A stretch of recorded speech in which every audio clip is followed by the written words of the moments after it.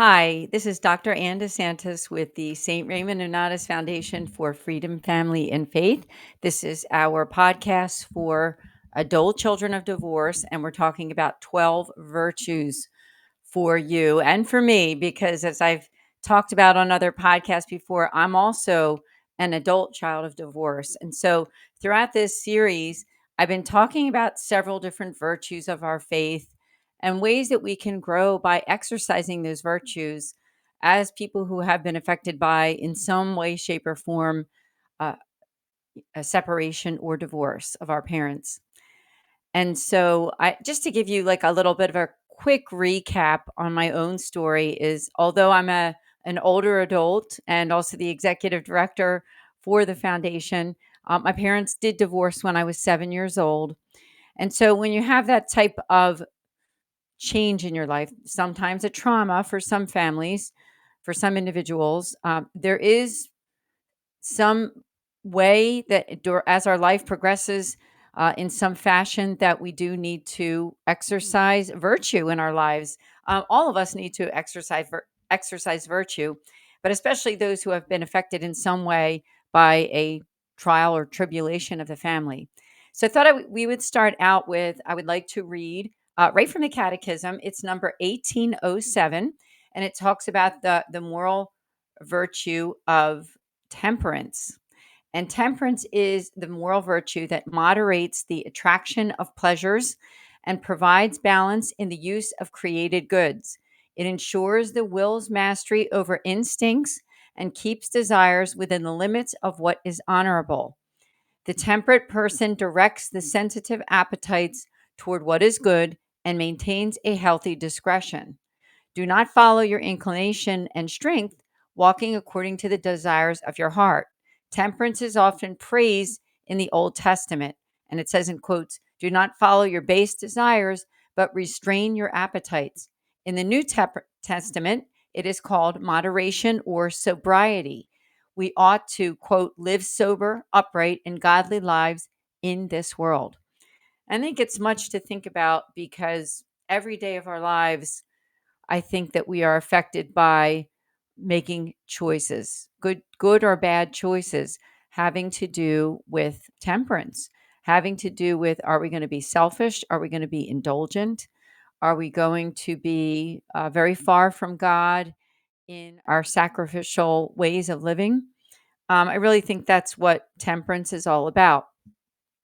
And I just listed here, which I'm going to just discuss with you, what are the ways that we can be temperate in our lives. And some of those ways are through food and drink choices, our speech, our choice to whether indulge or not in our lifestyle, our clothing too, spending money, tangible items.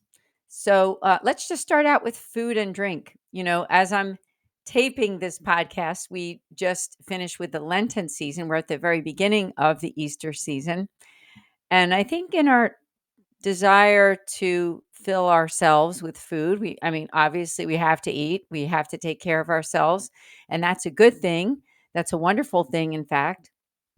But sometimes I think when we look at food as it is something to enjoy and to nourish ourselves, but it's not something that we overindulge in to a point of sinfulness.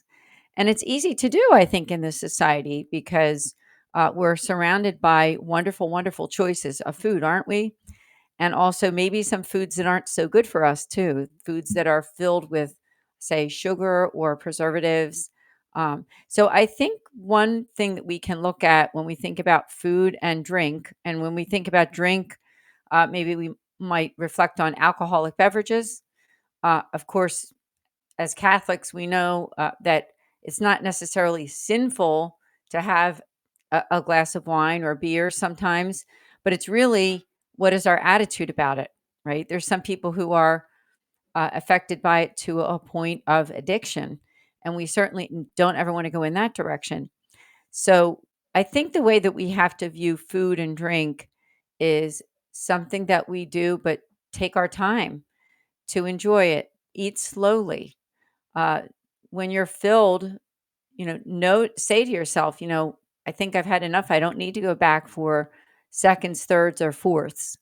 That's what temperance can be all about, is just those simple daily choices that we make each day about our food choices. Now, of course, we have to consider healthy living, right?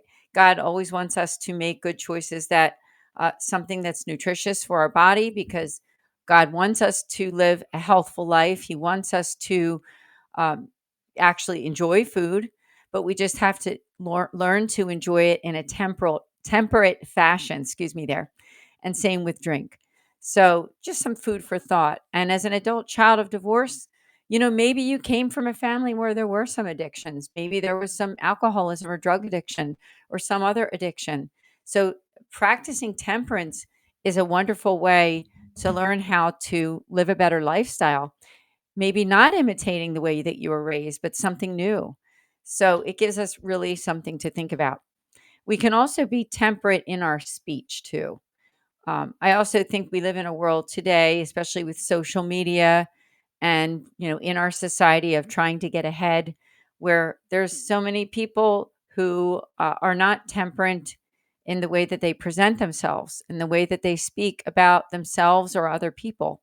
So when we're temperate, what we can do is learn to speak when necessary, right? I mean, whether it's in business, whether it's something to do with your family, friends, whatever it is, giving people a chance to speak, exercising active listening with people in your life. I think that's also a way that we can accompany people. And it's a way to be temperate. It's a way to be temperate. And going back to our topic, since you're the adult child of divorce or separation, maybe you came from a family where there wasn't very much opportunity to be heard. That's why I would like to also mention to all of you some of our wonderful free services that we have for individuals and families in crisis. And one of those services is the fact that you can make a free appointment with a Catholic priest for either a pastoral appointment or spiritual direction.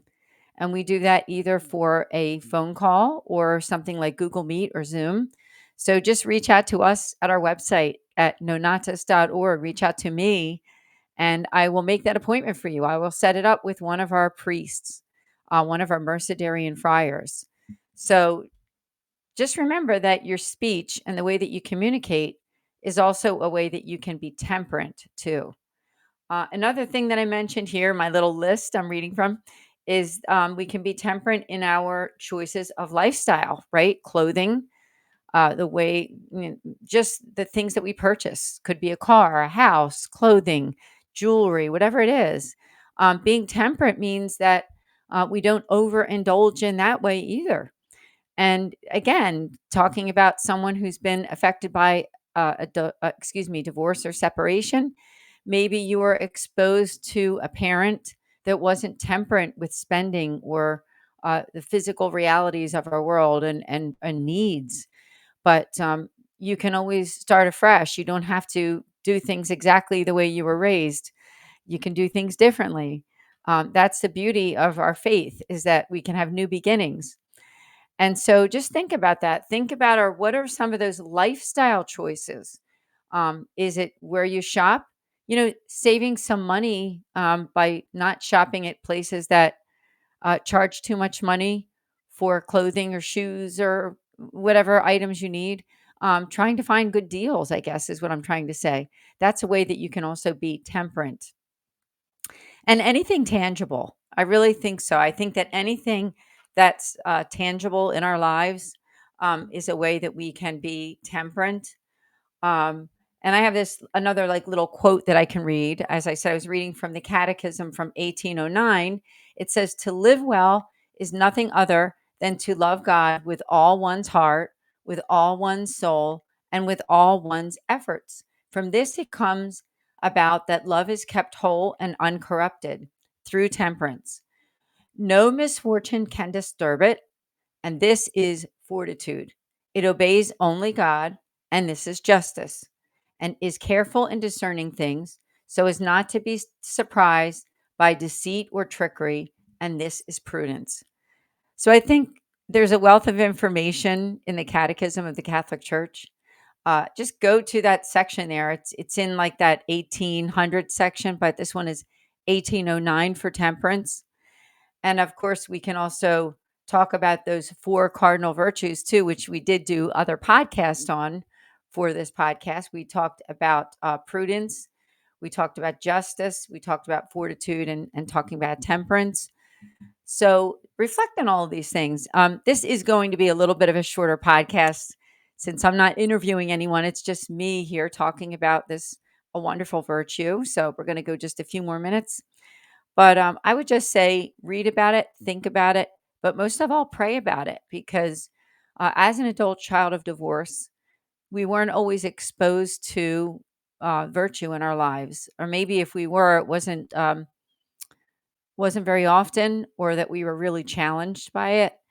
So, as I said, you can start afresh. You can start new habits aside from what you were exposed to as a kid.